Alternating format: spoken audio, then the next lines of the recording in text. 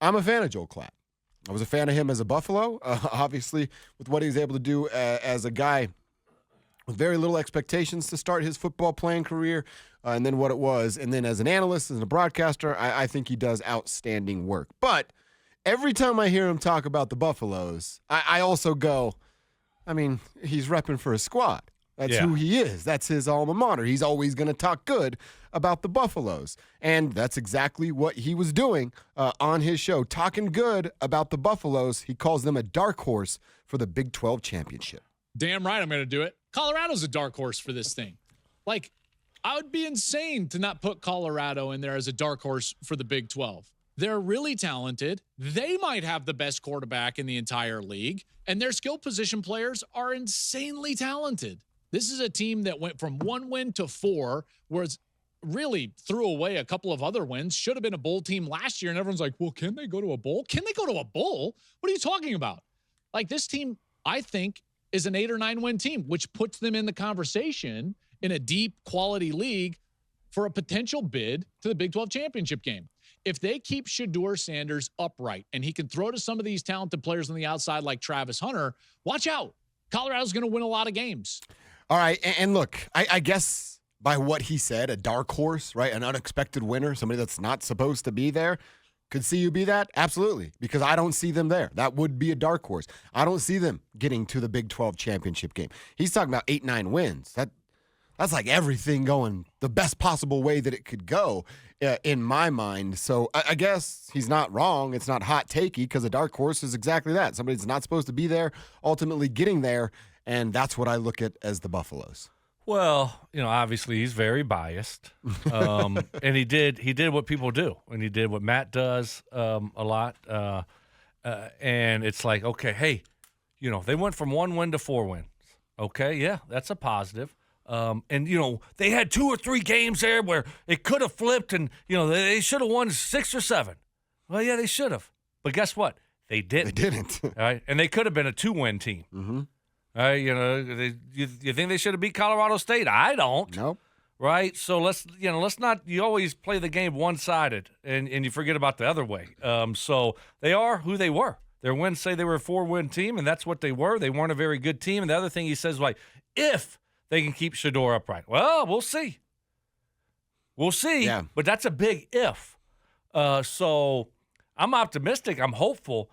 But like 8, 9, no, until I see it. Yeah. Until I see it, because you started off 3-1, right? And you went 1-8 the rest of the way, Yep. something like that. Not even close to being good enough. So, and then with Deion and what he's doing, I don't like that. So I don't know where I'm at exactly. If this thing is going to be a complete disaster, and we also got to remember, we got a new defensive coordinator. He's never called defense in college. He's coming from the NFL. Okay, we got a new offensive coordinator. He was around last year, but this guy is a pro offensive coordinator, and he's going to the college game. So we'll see what that looks like. Who also wasn't great at the pro level. No, he had 1 or 2 decent years, maybe 1 really good year, and then after that, it's we saw it here as awful. Mm-hmm. This thing could be a complete disaster. I don't like Deion's mindset. I don't like him attacking the media. It's like, okay, well, what's, how you told us last year, what's behind that tinted glass? Mm-hmm. What does it look like? Because I start having a lot of questions now. Like, anytime this is the way I look at it. Anytime you go on attack mode like that, you're hiding something. You're scared of something. Right? Like, oh, my gosh, like, you're big fish. Why you messing with the little fishy? Yep. Why are you picking on the media? You're Deion. Mm-hmm. Right? If this thing flips around, guess what? You do what you did after the first game of the season. Yep. Told you so. But, like, you're picking a fight right now. Why? I just don't understand that. I don't think that's a good look. But to me, it's almost like you're scared of something, or you're hiding something, or you're afraid this is going to happen. And so that's why you get, you want to fight everything. Yeah. That's what you do. So I'll tell you what. Like I said, I've been excited about Deion. It was awesome last year. It's fun talking about CU football again. It's been a big positive. But man, just to think it's going to be 8 or 9, I'm nervous that this thing could go very, very poorly. And we look up and like, wow. this was supposed to be as good as it gets you. You got Travis, you got Shador, skill position guys everywhere, and it's only 5 or 6. Yeah. So that's what I'm nervous about. I watched this video. There's a On3 reporter. On3's a recruiting site, and it's all college athletics. The reporter is Philip Dukes. Now, let's keep in mind, Philip says I'm biased in this video. He's like, I have a relationship with Prime. We've talked several times off camera. I feel, he didn't say like they're buddies, but he said they do have a relationship. Then at the same time as he's talking, he's got like an Atlanta Falcons poster behind him, an Atlanta Braves like helmet behind him. You know what I mean? So he's tied in to Prime and who he was as a player. But Philip Duke says that CBS and Deion were working on a big project together, something about Deion's life and his time at CU, and that the executive, one of the executives at CBS, pulled the plug on it and said, no, we're done filming. We're not going to revisit. This is just over at this point. That's what he thinks he's mad about with CBS. Okay. I don't know. That doesn't make it okay in my mind, but Right. that's what's being reported. Yeah. But again, okay, that's you ought to be mad at that guy. Yeah. Not Eric Christensen. not my guy Eric Christensen. That's Yeah. my guy, Yeah. right? And not mad at Romy Bean. Mm-hmm. I mean, like, what are we doing here? You're going to take it out on everybody that has any kind of affiliation with CBS? Right. Like, really? Mm-hmm. To me, that's very petty. Yeah, it And does. to me, that's like that's not a good way to do business at all. Like, hold the people you feel hosed you responsible. Other than that, like, there should be a trickle-down effect No. there.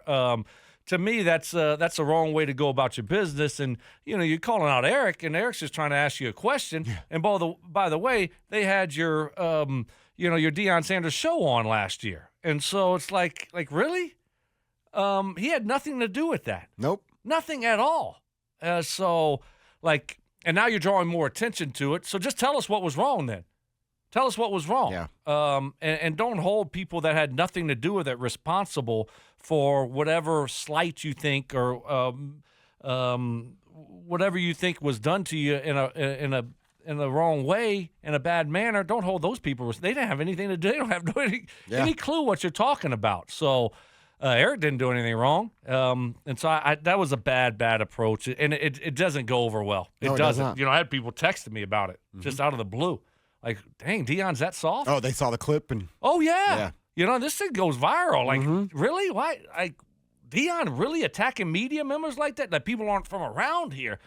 And I'm just like, yeah, that was a bad look. It was a bad look for him. You're Deion. right. And you're stupid at that level? Like, why? Stay away from it. You're the big fish. You're the big dog, man. You're Prime. Weren't you on CBS last night? Yeah, I was. Oh, you're out. Buff credential gone. Oh, guess what? I don't have one. So, you know what? I don't have one. You know what? Matt's out. He knows you. He's out because of Matt. the 6 degrees of Kevin Bacon. Matt's going to take a straight. Yeah, that's Matt's going right. to stop talking to me now. He is. He's going to stop talking to me. Yeah. I mean, it's just like a trip. Like, where does it end? That's the thing. It was like, where does it end?